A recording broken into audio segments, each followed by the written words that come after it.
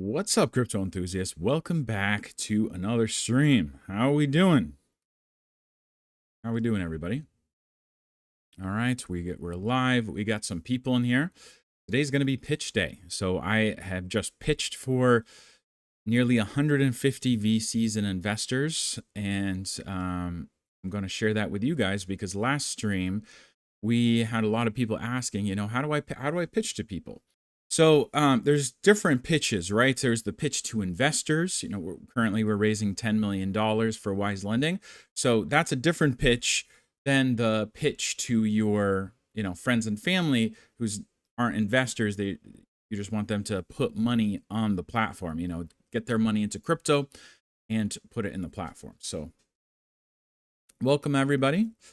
And I'm going to go ahead and start. So this might be a shorter stream, but that's okay. My pitch is going to be 10 minutes long. So I've got it down to about 10 minutes. Can definitely go a lot longer. But I just want to show you guys, this is how I'm approaching investors. This is how we got the $1 million. We got a couple other people on the line for investments as well. They just haven't fully committed yet. But we'll do that. And then maybe afterwards, I can answer some questions, do an elevator pitch for just regular people who want to put money on Wise Lending too. All right, does that sound fair, guys? Sound like a plan? All right, we're gonna go ahead and get started here. In just a minute, there are some people streaming in, so I think we'll just wait just another minute or two. Hey, if you're watching the stream right now, say hi. Say hi. It's you guys who I'm streaming for, and I'd like to know how you guys are doing. What's up? Let me know how everything's going. All right. So while we're doing that, I might as well get into the pitch. So we've got just a few slides here. And first of all, let me introduce myself. I'm Peter. I'm the founder of Wise Lending, and this is the protocol that I'm presenting to you today. Wise Lending is the most efficient DeFi lending platform in the space. Now, when we're looking at DeFi lending platforms, there's two different types of protocols. On one side, you have the traditional lending protocols. And so that's your Aave, your Compound, and other lending platforms like that. So these guys are servicing the lending side of the market rather than the borrowing side of the market. They really make it easy to be a lender on a protocol like Aave. So you have extreme flexibility. You can deposit many different types of blue chip crypto, start earning immediately. You can borrow whenever you want, pay it back on your time, and it's very easy for lenders.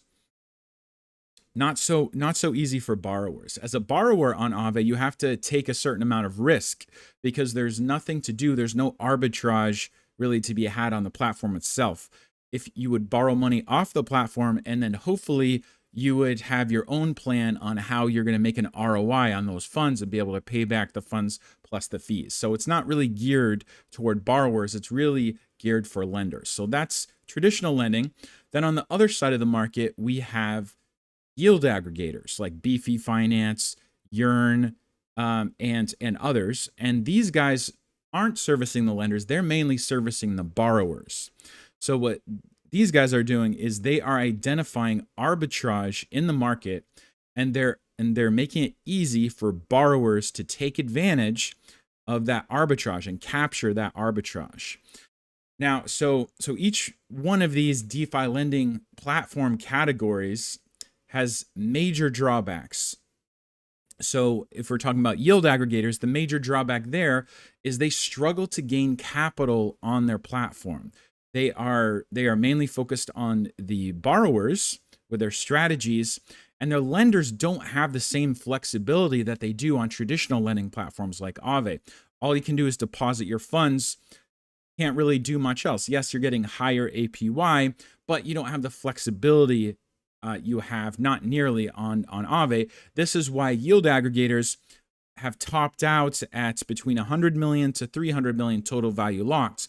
That's across the board for yield aggregators, where Their counterparts, traditional lending protocols like Aave, there's over half a dozen lending protocols that have more than 1 billion total value locked. So that's the major drawback for yield aggregators. And then the drawback for traditional lending platforms is the fact that while they're extremely flexible and very, very great to use as a lender, the APY just isn't there. It's not very good compared to other lending platforms because they're not servicing the borrowers, so they don't have good capital efficiency for the funds that are deposited on their platform. So that's lower APY for their lenders, even though they do have extreme flexibility to do whatever they need to do with their funds. So what we have launched with Wise Lending is a protocol that services both sides of the market. It services lenders and borrowers alike. At our core, we are a traditional lending protocol, just like Aave, the same flexibility for lenders to deposit blue chip crypto assets, start earning immediately, borrow against them at will. We have all that functionality, and we also have the functionality of yield aggregators because we have implemented yield sources. We've integrated them onto our platform so that our borrowers are able to capture arbitrage in the market when it's available. And so by doing so, that has given us much higher capital efficiency. So capital efficiency on our platform is between 85 and 90% at any given time. Whereas if you look at Aave or any other lending platform, you're going to see 30 to 70% capital efficiency at most. And so we have much higher capital efficiency with up to 90% plus capital efficiency. What that translates into is higher APY for people that deposit funds onto our platform. Depositing funds on Wise right now, you're getting, whether it's Ethereum or stablecoins, you're getting at least 2x the amount of APY you're getting on Aave. So that is our specialty. So we focus on yield. We also focus on flexibility and specifically user friendliness, because the DeFi landscape is really hard to navigate. Most protocols are extremely complicated to use, especially as somebody who's not really well versed in crypto. They're extremely complicated. There's too many options. The risk parameters aren't really clear of what you're risking by getting involved in, and it isn't really clear how to maximize the strategies to be able to earn the best APY. So we spent the extra time to make our UI extremely user-friendly.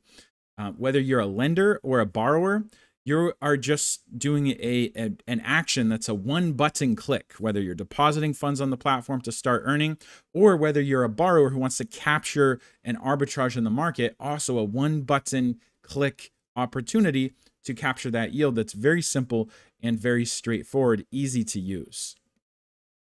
We have an elite team. Myself, 15 years prior military service with the U.S. Army Military Intelligence. We have Vitaly, who previously built the contracts for Decentral.Games, which is a multi-million-dollar revenue ecosystem. Also built the DEX for Bitcoin.com. We have two additional Solidity developers that are math majors. One is a math PhD student. Very knowledgeable, very qualified people there. And then our front-end React developers are absolutely amazing, as you can see if you just use our UI. We launched a token in 2020, and it was one of the most unprecedented launches in all of DeFi for two different reasons. First of all, because of the amount of money that was raised. We actually raised 57,900 ETH. And secondly, because of the unprecedented fair launch.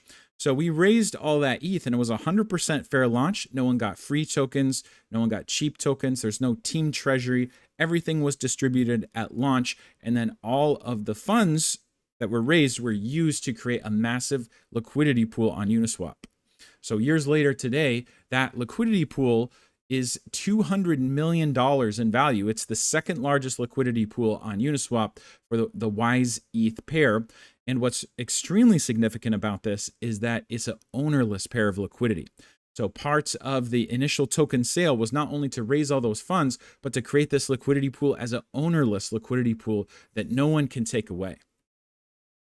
So why that's significant is because our seed round terms is raising money for Wise tokens. So we are raising $10 million for $12 million worth of Wise tokens. And since our token is already fully distributed, there's no team treasury to sell. That means that all $12 million for this raise must be purchased off of Uniswap.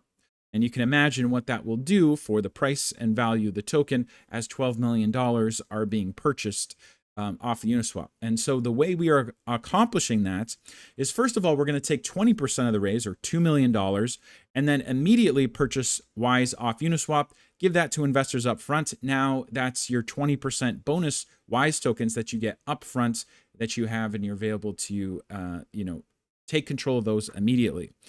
Then we will vest the rest of the investors' Wise over time using 80% of the revenue share from Wise lending. And what's significant about this is, after all the investors have their Wise, the protocol is still working for investors, because at that time, 90% of the revenue share from Wise lending will be used to purchase purchase Wise tokens off of Uniswap. Some of those will be used to buy and burn to create deflationary mechanism, and then the rest being used to deepen the liquidity of Wise on Uniswap even further. So this is a strategy that actually two of the biggest competitors in the space are using. That would be MakerDAO and Aave. MakerDAO last year started using their US Treasury T-bills, the revenue from those, to purchase their token to add more liquidity on Uniswap. And they're actually the third pair on Uniswap behind us. So since they started doing that 9 months ago, their token value has gone up 300%, and it's gone up more than 130% versus Ethereum. Aave similarly has a proposal to do the same thing, where they're using revenue to purchase back their token and deepen their liquidity. So this is something that we had designed from the start, and we can do it better for a number of different reasons. First of all, because we can use up to 100% of our revenue to buy and burn our tokens, or to deepen our liquidity. Whereas, other companies, they can't, because they've already sold their equity. They don't own their protocols outright, because they've already, had many rounds and sold off their equity. We own our protocol outright, and we can use the full extent of what we were earning to be able to purchase back our tokens. Secondly, because our token market cap is so small compared to Aave, compared to MakerDAO, we are only at a $12 million market cap right now. So that means we have a much greater chance to grow than Aave and Maker, which are already fairly big market cap sizes. And then thirdly, because our token is actually backed by Ethereum, which I will show you here, which I showed you in the previous slide. The other tokens, they don't have a baseline value in ETH. They don't have an ownerless pool of ETH with a pile of ETH that's guaranteed backing up the value of their tokens, and we do. So as far as return forecast, the basement return that investor can expect in an 18-month period would be 5x, which would be a price of Wise of $1, which is also our previous all-time high. And this would actually occur regardless of any other factors by the time that Ethereum reaches $14,000. That's because of our ownerless pair on Uniswap. The ETH in that pair, by the time ETH reaches $14,000, that would translate into a $1 per Wise price point. That's our basement value. Now, if we make it into the top 50 of lending protocols in that time period, then you can expect a $3 per Wise price point. That's a 15x. And our expected target is 25x, which is a $5 per Wise price point. And that's if we make it into at least the top 10 or better lending protocols in the space. And that concludes our presentation. So far, we've raised $1 million in total so far. So we're looking for 9 million more and looking to close the round out by September. If you would like to contribute, or if you know anybody that would, please put them in contact with me. Thank you very much for listening to my presentation. And that concludes my presentation. All right. So what do you guys think? I will accept any feedback whatsoever on that. And also, let me know what you guys want for an elevator pitch as well. So what this is right here is a pitch for investors. And I mean, you guys can clip that 10 minutes and be able to use that for any investors that you want. Or you can just use the deck yourself and you know, do it like I did. As far as an elevator pitch is more to people that might want to use the Wise Lending protocol, right? So talking to people who might want to use the lending protocol, I would say, hey, you know, Wise Lending, it's a new, very capital efficient lending protocol. It's basically like a savings account, a high yield savings account for cryptocurrency. And you don't have to hold risky cryptocurrencies. You can hold USDC, which is the same as holding US dollars in your bank accounts. USDC is pegged to the dollar, and you could be earning higher than 10% interest by simply depositing and using this as a crypto savings account. So to get started, all you would have to do is you would go to wiselending.com, open up our app, you connect your wallets. If you already have crypto, you can simply hit the supply button and you can go ahead and supply, and you'll start earning immediately. And if you don't, then you can use our buy crypto button here, and Cato will pop up, and you can use either a credit card or a bank account to be able to purchase your very first crypto. Now, if you have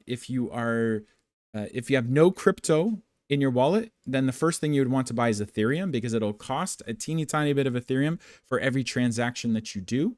And after you have a few dollars in Ethereum, you can start purchasing any crypto you want, start doing transactions such as supplying to our protocol. So that would be my elevator pitch to people.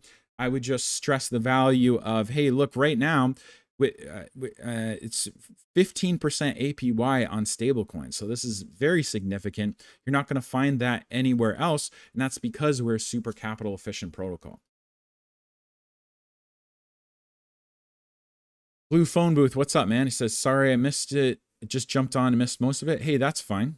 Definitely want an elevator pitch as well. Hey, what'd you think of that elevator pitch? I think I would just use the deck myself. Yeah, I'll make this deck available to you guys. It's actually easy on a doc send. I have it on a doc send, so it'd be very easy to use. But yeah, so I actually just pitched to like 40 or 50 investors this morning that were American investors, and then I'm actually waking up at 3 a.m. to pitch the European investors, and then tomorrow midday I'll be pitching the Asian investors. So there's like 3 different groups. It's like 150 people total, and I've already got some great feedback. Already had some people reach out to me. Some DAO funds. Their minimum ticket size is $300,000, and they were super interested, super impressed by the presentation. And I've got a meeting with them next week to follow up. Yes, very straightforward. I like the easy entry through buy now button. Yep, that's right. I mean, that's why we spent the developer time to integrate this buy crypto button, just to make it easy for people. And we're going to make it even easier for people too. Eventually, you can log in with like your Google accounts, and it'll just spin up a crypto wallet for you on the back ends. So that's a service called account abstraction that we'll eventually have. But for now, like, you got to have your own crypto wallet somehow. So, you know, you got to have a MetaMask or a Rabby wallet, something like that. I've got like a 3-minute video on my YouTube channel for setting up those two. But yeah, until we've got account abstraction, it's pretty much, you got like, first step is just show them how to create their own crypto wallets. Yeah. Yeah, so what other questions you guys have? I'm going to tell you a story in the meantime while I'm waiting for you guys. Hey, if you're watching the stream, interact if you can. I want to know what's up. Even if you're like, tell me what you're thinking, guys. Like, if what you think is, you know, this stream stinks, I want to know that too. Just let me know some feedback, because now that I'm streaming almost every day, like, I want to improve, and I want to know how to improve as well. And so it's really hard to improve if you don't have the feedback. And so that's what I'm requesting from you guys. Give me some feedback. How do we make this one of the best you know, streams that people would really look forward to coming to, what ways could it be better? Like, what content do you guys want to watch, and what ways do you think we can improve this stream? Because that's what I'm actively looking to do. Like, I don't just want to, you know, shoot from the hip every day and just kind of hope it goes well. I want to actively work on making this a stream that people would really want to come to and look forward to seeing every single day. Where's the video that you made to set up the wallets? If we go to the Wise Army YouTube, is this channel right here. And if we go to videos, scroll down and okay, not that one. That one. Here it is right here. How to set up a MetaMask wallet. 6-minute video, how to set up a MetaMask wallet. Still works just fine. I want to make an even faster one, like maybe a 3 or 4 minute video that shows you how to make one with a Rabby wallet, which is pretty much the same process. But yeah, this video right here.